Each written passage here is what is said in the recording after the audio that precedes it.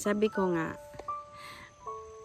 nagva-vlog ako, nai-enjoy ako dahil nakukwentuhan ko yung mga taong ganito. Kasi kami, ganito rin ang buhay namin noon. Mas malala pa yung buhay namin noon ay.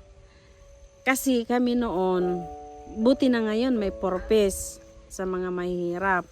Kami noon, mahirap pa sa mahirap, walang nagbibigay noon ng mga gobyerno talaga yung tulad ngayon na may purpose. At least ngayon, malaking halaga na yan sa mga batang mag-aaral. Yung mga anak na may nakakapasa ng scholarship, may mga scholarship sila galing sa purpose. Kami noon, wala talaga nay. Alam mo ba? Yung bigas noon ay, naalala mo yung bigas noon ay na, yung NFA ay, grabe ka bantot sa baho na iba. Ay, hindi talaga yun namin na, hindi kahit pobre kami noon ay, hindi kami nakakain noon ay. Mas gusto pa namin kumain ng mais. Bugas mais. Huwag kabaho. Grabe ang baho talaga ng NFA nung mga panahon noon. Ngayon, mas maganda na ngayon kasi wala ng NFA, masarap na yung pinamimigay ng gobyerno. Noon kasi, wala pang sudan, wala pa yung mga corned beef, mga beef loaf dyan. Mayroon na, kaso dahilan siguro sa taga-probinsyano, taga-bukid, hindi namin na nakikita. Yung sardinas lang yung namin noon, yung kinakain namin, yung alam namin na pagkain, sardinas lang talaga. Pero yung mga corned beef, mga beef loaf, mga noodles, wala yan noon. Kaya ngayon, siguro na yung dami na nagkakasakit ngayon, no? Madali lang makuha yung high blood, yung diabetic, yung kidney, di ba nay? Dati kasi noon, yung bigas na kinakain din namin, yung humaynay ba, yung red rice noon, abango yun. Yung ngayon, hindi mo na makikita, walang mga kuan man sa una kay naghumay man ang tao. Naghumay man ang mga katigwangan. Pero ngayon ay wala naman. Pagkahumay sa basakan.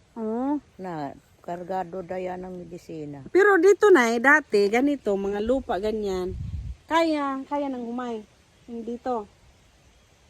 O kailangan talaga ng tubig na malapit sa tubig. Mayroon man sa humay na dili pan tubig. May humay na pang dito. Oo. Kuga. Yung lupa. Kaya noon, nangugangang ko, gahumay sa. Kung ang similya kuha ng panglupa na kuha, hindi ng pambasakan. Pero kailangan siguro na malamig na area. Hindi yung... Pero yung ganito na, kasi malamig dito, pwede siguro yon. Kasi yung ganitong oras, mga anong oras na ngayon ay mga alas 3 na. Alas 3. Malamig, mahangin. So kaya siguro dito na or talagang yung pinakamalamig na siguro na area na yun siguro ang ng humay.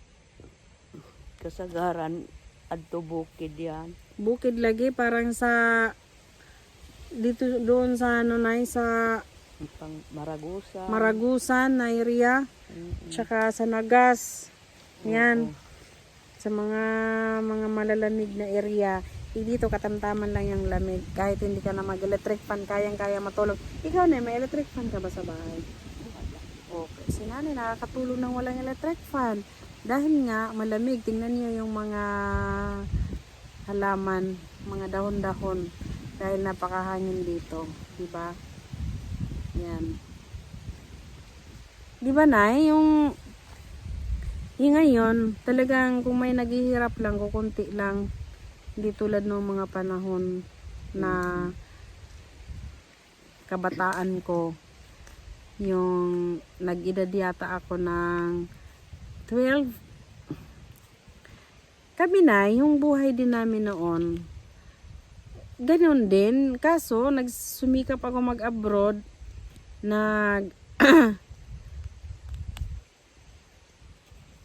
nag-business ako, kaya pinagpala ako ng ano.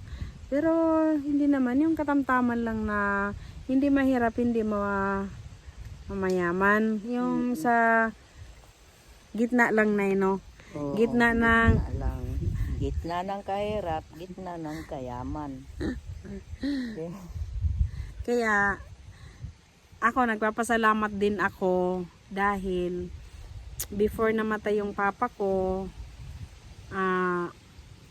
kanang kuanay ba kanang nakatilaw siya murag karuhay ba. Mga ngarit man pud sa una akong papa nay. Oo, yung papa ko noon nagtiter siya ng mga niyog. Yan, tersyador yung papa ko noon nay. Nagater siya ng mangarit, magsaksak, magkupra ba. Yung papa ko noon. Nang nag-abroad na ako nay, hindi na. Pero yung tatay ko nay, wise yun noon. Nagter siya ng mga niyog. Siya ang mahawak ng ano, ng mga may farm na inahawakan niya itong mga niyog. Tapos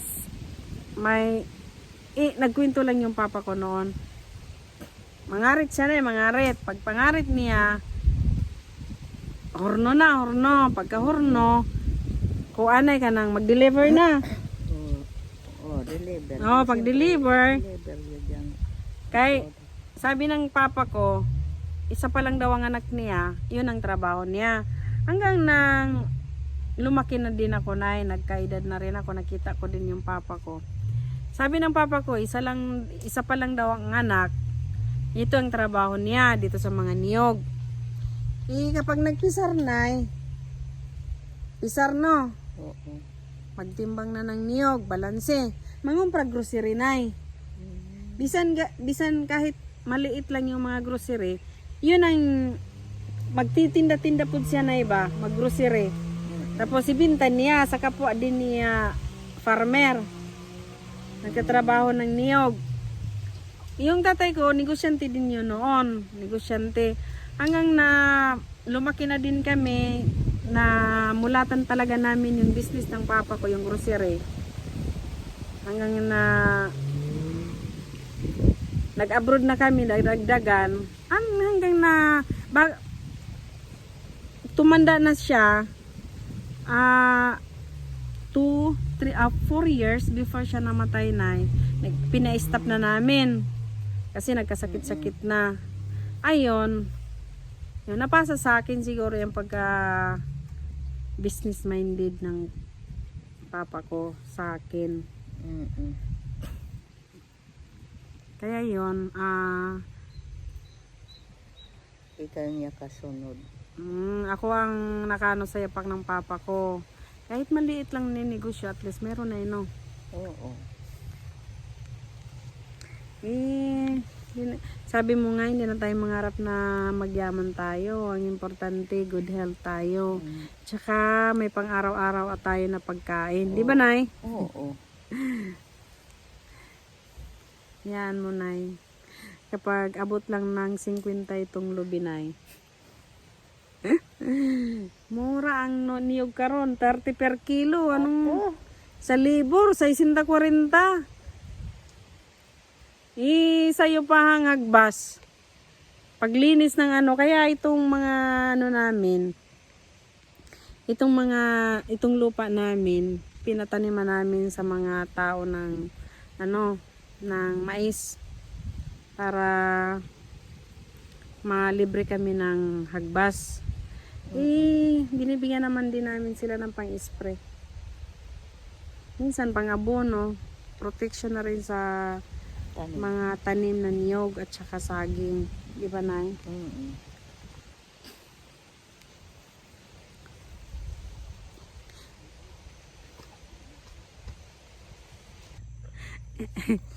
Bakit ka tumawa na? Good vibes lang guys. Nay. Yan ang.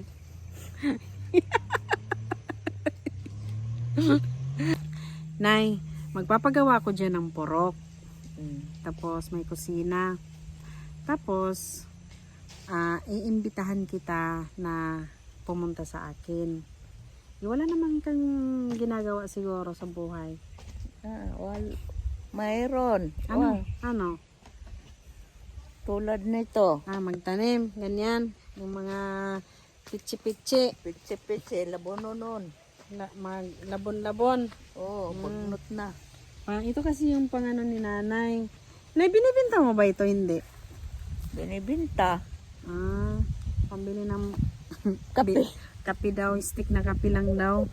Sabon. Hindi na daw siya nangarap ng ng gatas. Stick lang daw na Nescafe. Tapos nay, diyan tayo nay. Diyan tayo sa tapos magluto, ganun ba? Kainin natin. Wala namang ginagawa siguro sa buhay. Pagkatapos ng labo nay, unsa ray ginabuhat nimo nay? Anong ginagawa mo nay? Kung wala ka nang hindi malinis na itong garden mo. Maglinis daw sa mga tanuman. Hanggang Mintras kaya pa ng lawas. Habang kaya pa daw ng niya, ng katawan niya. Diri kay Lola. Mintras kaya pa daw niya ng katawan niya, pa daw siya, gumagalaw-galaw pa, naman. Siyempre, kapag hindi tayo galaw, nay, magkasakit tayo. Pero sana, dapat, kailangan sana, naggalaw-galaw tayo, no? Yung, pagdating sa bahay, may man lang, sana, no, nay? Ganun talaga ang buhay, nay. Kapag hindi ka maghihirap, wala. Waro kaon. Wala, no? Di ka mulihok, wawa, gyud. Mao jud. Bisan asa man ganay kung dili ka mulihok, wa gid ka unon. Sulti tong ganing to sa Manila. Biya din pagpanaw-panaw, biya yung pagtrabaho. Ang ko, ba nagaw, di magtrabaho. Unang pangapi ko, anong pangasukar, anong sabon? Hindi naman kayo nagbibigay siguro ng buwan-buwan kay nanay. Hindi. Kaya nay, magpagawa kami dyan ng porok. Naghanap pa kami ng kahoy para pang Tapos dyan tayo nay. Kasi yung lumayas naman yung dalawang matanda dyan. Lumayas na sila. Ewan ko nasa na sila. May bahay siguro sila sa baba na yun, no? Mayroon. Hindi ko na nakita. Mayroon bahay sila doon sa malapit sa gym. Sa munisipyo? Sa gym doon sa kuan. Nay ka nang, dugay na namatay si tatay. Dugay na oy. Mga pila na katuig. Bana-bana nimo.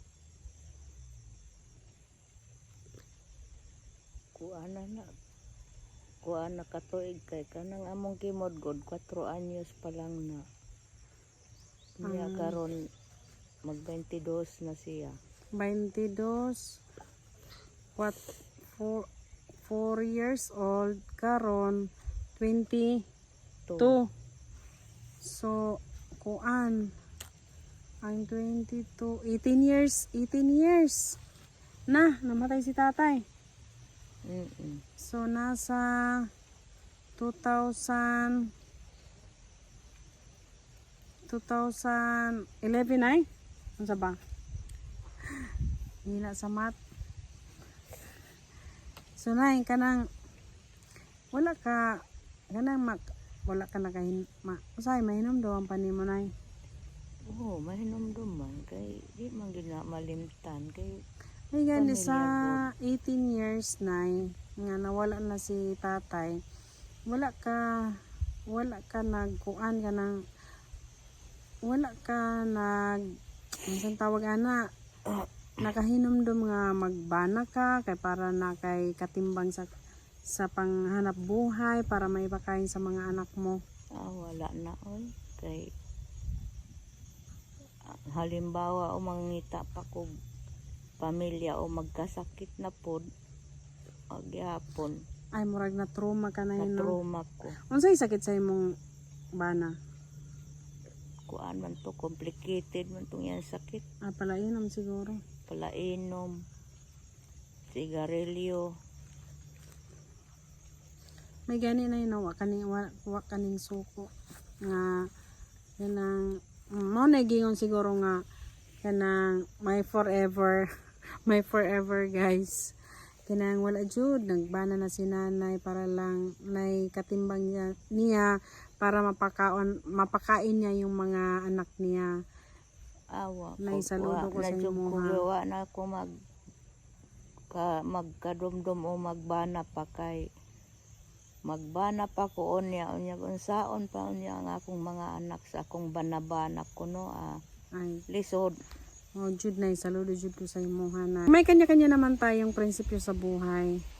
Pero mahirap na gyud nay no kanang tapos bana na pud imong kalipay. May ibuhos na lahat sa mga anak yung pagmamahal.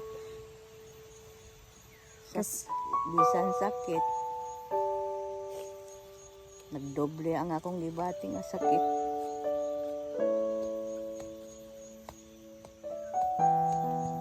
Pero time na nawala si tatay nay kanang may nakasurvive ka sa imong mga anak nga pagpakaon.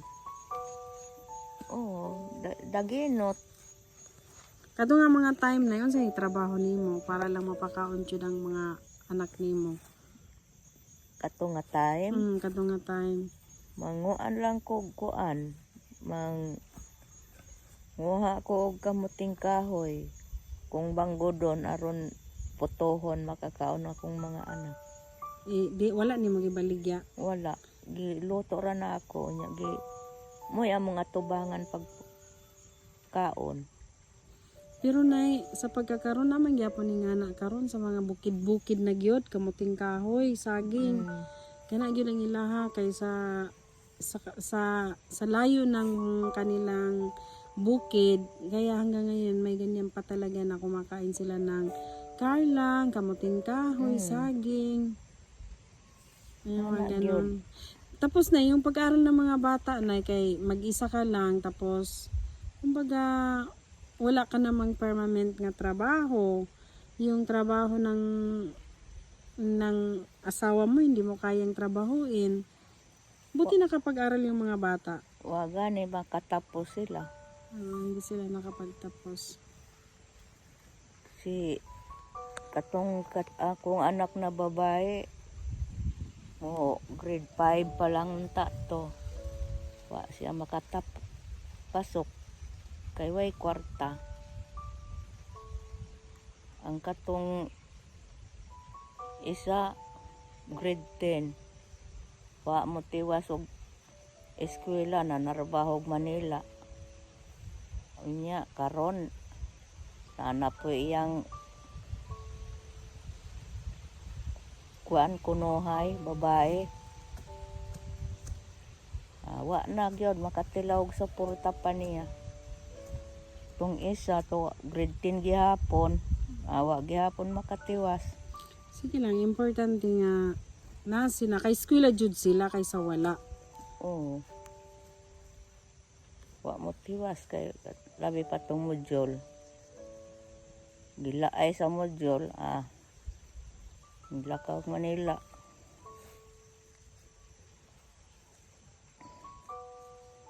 Dubling akong gibatin sakit lagi kay namatay ang bana, namatyan og anak. Ay nakay anak namatay na. Kato si Liesel. Ay di ay tama kay lako ato kay Liesel. Pila ka buki mong anak na babae? Kato ra siya, isa ka buo. Ay sa rani. Tama kay si Liesel kay gwapa to nga bata.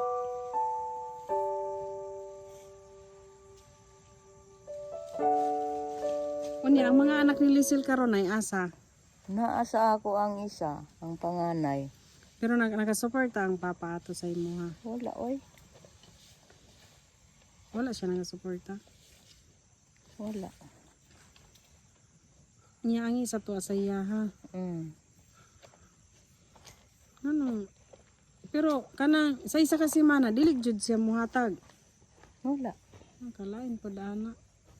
Na naman na may kung anong ta siya pang suporta. Naman sa trabaho. Pero kanang bata na nganong wala man dito sa iya nagpuyo. Bakit hindi siya doon sa kanila? Gipalayas man sa asawa. Di palayas.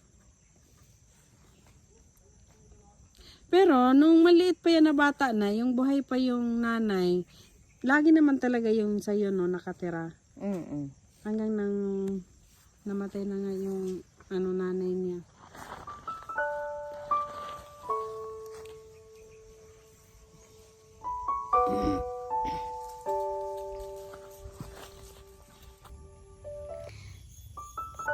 Sabi ko Labunana na gani na. Sabi ko sa asawa ko, sabihin mo si nanay, doon na lang mag-garden kay ako na dyan. Kay magtanim ako ng mani. Mani ba? Sabi ko, magtatanim ako dyan ng mani. Kasi yung style ng mani na pag tanim, yung istritin ko ba yung lupa? Tudling. Oo, tudling. Para yun talaga yung ng mani at saka yung itong anong tawag doon ay? Anong tawag dito na? Sweet potato. Sa ganyan kani ba? Kamuti. Kamote. Kasi tudling, anuhin yung lupa ba? Para maganda yung kalabasan ng kamote. Kaya yun, sinabi ng asawa ko na doon ka. Kasi ako nga dito yung pupuisto. Yeah. Sabi ng asawa ko, wala na, nakatanim na. Kaya yan. Kasi sabi ko, mag-farming ako doon sa bukid. Kahit maliit lang na garden. Susubukan ko talaga kung paano talaga ng mani.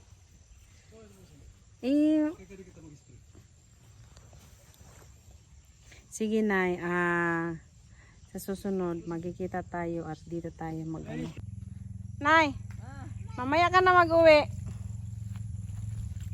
Ha? May bigay ako sa'yo. Ha? Sige, hintayin mo ako ha.